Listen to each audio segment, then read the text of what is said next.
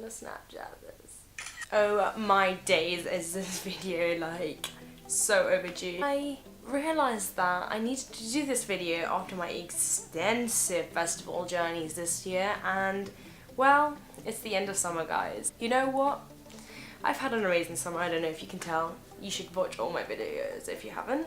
Today I'm going to talk about the very important thing that everyone keeps coming up to me and asking me about, because they're like, no, she should make a video about festivals and what you need to bring in a survival guide. So this is a survival's guide to a festival in the UK or wherever in the world. I've been to loads of festivals, like I think I've been to about 10 since I was 18, so I've been to at least one every single year. Most of the UK festivals are about 4 to 5 days and they're camping, horrible conditions, and well, over the years that I've been, it's kind of changed, so I'm just going to talk through step by step what I think, what you need to survive a festival. First of all, choose your festival wisely. I mean, I have been to festivals out of the UK and I've been to festivals in UK.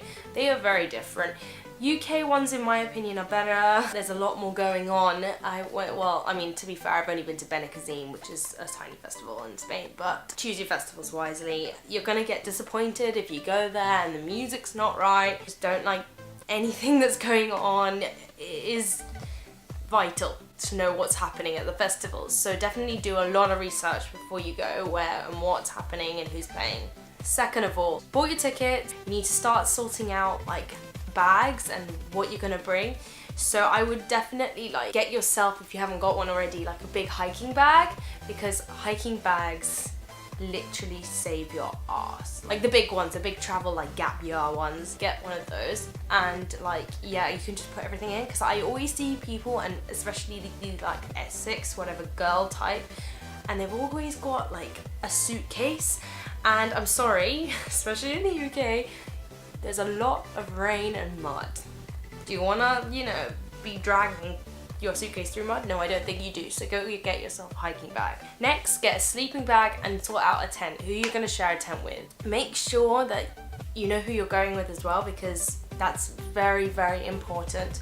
So if you know who you're going with, figure out who you're gonna sleep in the tent with. Make sure it's people that you're gonna get on with, because in the conditions and like being in the situations where you're partying hard, you're coming down, you're whatever, it's not going to be very nice if you're not getting on with the person. So yeah, make sure you get a waterproof tent. I have made the mistake with not having a waterproof tent. My friend didn't even really bring a tent last time in festival and he got soaked through, so you don't want that. Make sure you get that. Okay, third one is quite important, food. You have to eat when you're there. This is the thing that people make a mistake with, and I make a mistake with every single year, because I don't think, am I gonna be eating food, a lot of food? Most foods are perishable. You don't wanna bring that. They're gonna go off and they're a pain to carry in your bag. Pack lightly, like bring little snacky things like crisps and yogurt bars, or non-perishable items. For me, I prefer to eat at the festival because the food's really good these days. Like 5 years ago when I started going to festivals, oh my gosh, the food was absolutely disgusting, like you don't know. But now, they have nice little like vegan wraps and like sushi places, and yeah, that sounds gross, but when you go there, actually they're really nice. Yeah, they are expensive, so if you are on the like cheaper side, bring loads of crisps and snacks, you should be fine. With the drink situation, most festivals have like a limit to bring in. So I would say like bring in as much as you can in terms of spirits, because that's going to last you a lot longer. Beers and ciders are absolute nightmare to get in. You are going to be walking from your car, if you've got a car, or the train station to the festival. That is a long way when you've got a massive bag with all of your things, a massive chair and all of this stuff. You don't really want to be carrying crates of beer, you're going to die. Bring spirits because they're going to last you a lot longer, and I normally bring about 2 to 3 litres. If you're not drinking, that's fine. You can have other drinks there, but I would say don't buy anything drink-wise at the festival. It's about, well, especially Benicassim, it was like 10 euros for like one like beer. It's just disgustingly expensive. You don't want that. Food's different because it's gonna last you. Drinks not, it's not gonna last you, so don't buy them at the festival at all. Festivals now do a service where you can buy and pick it up at the festival, so that's quite good. So you can do that. Fourth point. Somebody in my group always forgets, like always forgets. Bring wellies. Look at the weather, number one. If it definitely isn't gonna rain, like there's sunny every single day, it's fine. Maybe you shouldn't bring wellies because they are a pain in the ass to carry, like you have no idea. Boomtown, I didn't wear them once because it was so hot and I regretted bringing them because it was so heavy, but definitely check, because if it does rain, you're not gonna have a life. You're gonna get trench foot, you're gonna feel like shit, you're gonna feel like crap literally the whole festival. So I would bring them because you get soaked through. And an anorak, even though with me anoraks always soak through, like, so I would recommend maybe trying to get like a little bit more of an expensive one, because they do tend to seep through the cheaper ones and you get soaked. It's just key, you need to have some waterproofs. And I would even say if it's not gonna rain, says it's not gonna rain in this country, well, it always rains. So I would bring one anyway. For girls, I would also say like makeup is, yeah, it's important, but bring as little as you can. Glitter saves the day, just bring glitter. That honestly, I barely wore any makeup and just put glitter everywhere and it was great. Fifth point, get to the festival early. Normally they open up around midday on the day of the day it starts, and I would say get there around that time. Yeah, it might be a bit of a pain to get in because it normally is a ridiculous queue to get in, but once you get in, you're gonna actually have a place to find and set up camp. I've made the mistake. I've gone to the festival at the end of the day and we've had trouble in a group of 6, because normally you go in groups.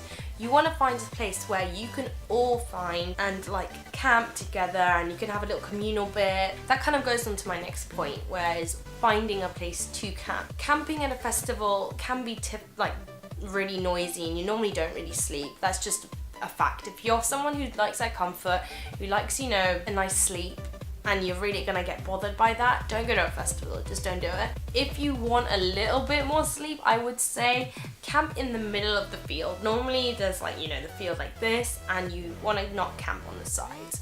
Camping on the sides, you're gonna get trampled on, you're gonna get people walking through you.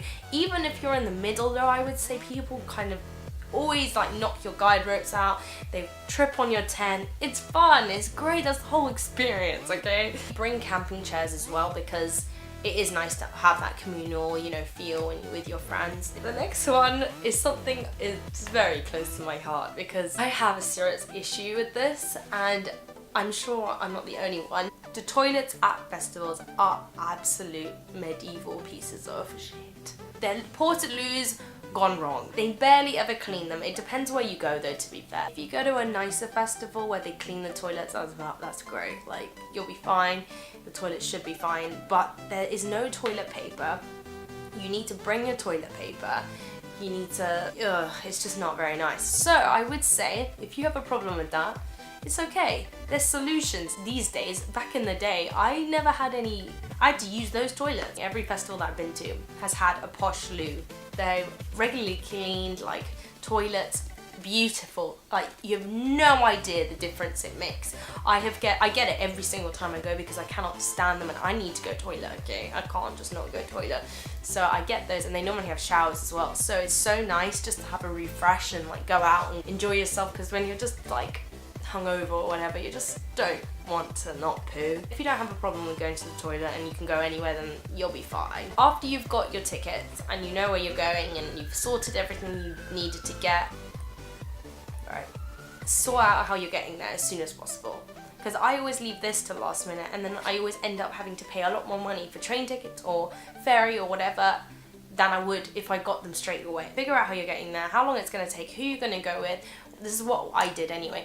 I found out for Boomtown, I had a friend that lives in Winchester or near the festival, and I would stay with her the night before so we could get there early, you know? So that kind of thing just saves you time, and it just gives you a lot more freedom when you get there, and money. It saves a lot of money, so definitely research that. We definitely research the acts before, see what kind of festival it is. Again, back to the first point, like, you really don't want to get there and you really don't like the music. It just brings you down so bad.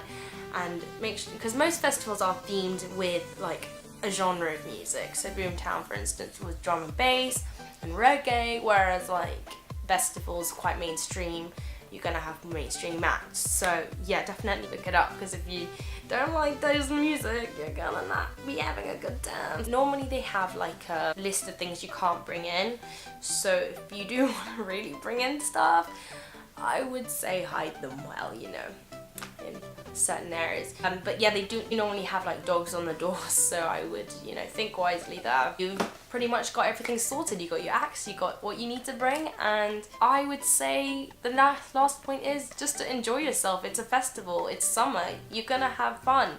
Have fun. This isn't something you have to stick to, obviously, but I just feel like a lot of my friends, if they didn't have this information, they would be pretty much screwed. So I hope you guys enjoy this video and you make use of this. Like and share it to anyone that needs like this information, because I'm sure loads of people need it for next summer when it's coming up and all the festivals are out. Thank you guys so much for watching. If you want me to do more videos like this, please put a comment on the description box down there. And yeah, I hope you guys have a good day. Bye!